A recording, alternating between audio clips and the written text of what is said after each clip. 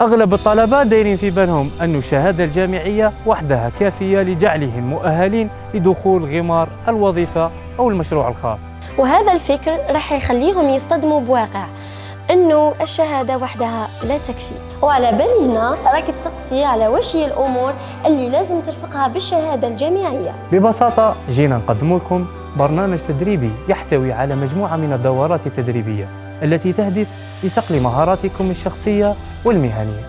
وهذا البرنامج مصمم خصيصا لتكوين الطلبة في المجالات الأساسية لقيام وإطلاق مؤسسات ناشئة أو مصغرة، وكل هذا بالتعاون مع جامعة العقيد أكليم وحمد والحاج لولاية البويرة.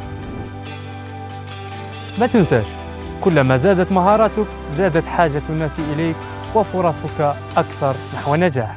فما تضيعوش هذه الفرصة وانضموا لنا.